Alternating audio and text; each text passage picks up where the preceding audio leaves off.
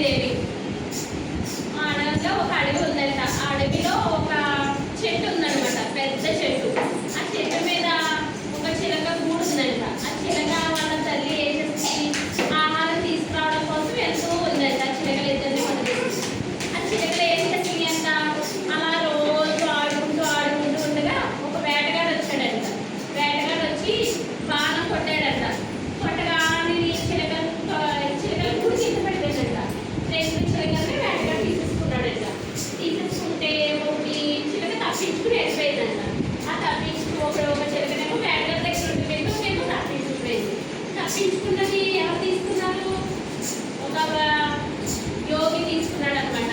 ఋషులు టైపు అలా ఉంటారు కదా, ఆశ్రమంలో ఉంటారు, అలా జ్ఞానం చేసుకుంటారు, వాళ్ళు తీసుకెళ్ళారంట. ఒకటేమో వేటగా తీసుకుని వెళ్ళిపోయాడంట. దాన్ని అలా పంజరంలో పెట్టి రోజు వాళ్ళు వీళ్ళు చూసుకుంటూ ఉన్నారంట.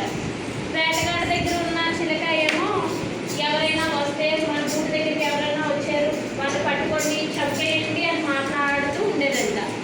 ఈ ఋషుల దగ్గర ఉన్నదేమో అలా సౌమ్యంగా ఉండేదంట.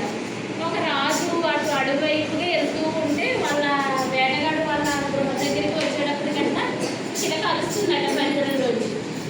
ఏమని అరుస్తుంది, మన గూడు దగ్గరికి ఎవరో వచ్చారు, మనల్ని చంపడానికి ఎవరో వచ్చారు, వాటిని పట్టుకొని బంధించండి అని అరుస్తుందంట, చంపండి అని అరుస్తుంటే ఆ రాజు అనుకున్నాడంట, ఈ చిలక ఇలా అరుస్తుంది, ఇది చాలా చెడ్డది, ఇటువంటి వాళ్ళు కూడా ఉంటారా అని తిట్టుకుంటూ రాజు అలా దూరం మీద సాయం చేసుకుంటూ వెళ్ళిపోయాడంట.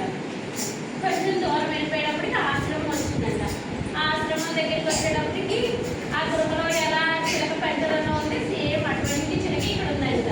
అది ఏమని అడుగుతుంది, రండి దయచేయండి ప్రభు, దయచేయండి మా అమ్మ నాన్న మరణించండి అని అడుగుతుందంట.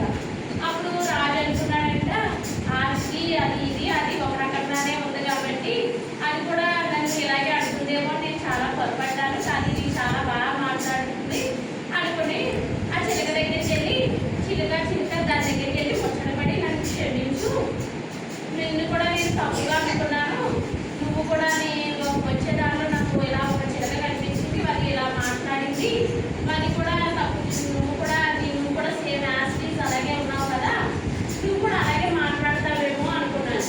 ఈలోగా చిలక వచ్చి అది నా పొడిగలతోటే ఉందా, అది ఎవరో కాదు నా తమ్ముడు, మా అమ్మ ఆహారం తీసుకురావడానికి వెళ్తే ఒక వేటగాడు వచ్చి మమ్మల్ని బంధించేస్తే నేను తప్పించుకున్నాను, అది వేటగాడి దగ్గర ఉంది కాబట్టి అలా అలా జీవిస్తుంది, నేను వీడి దగ్గర ఋషుల దగ్గర ఉన్నాను కాబట్టి నేను ఇలా జీవిస్తున్నాను. మనిషిని బట్టే సత్ప్రవర్తన ఉంటుంది, మంచి వాళ్ళ దగ్గర జీవిస్తే మంచి అలవాట్లు మంచి బుద్ధులు వస్తాయి,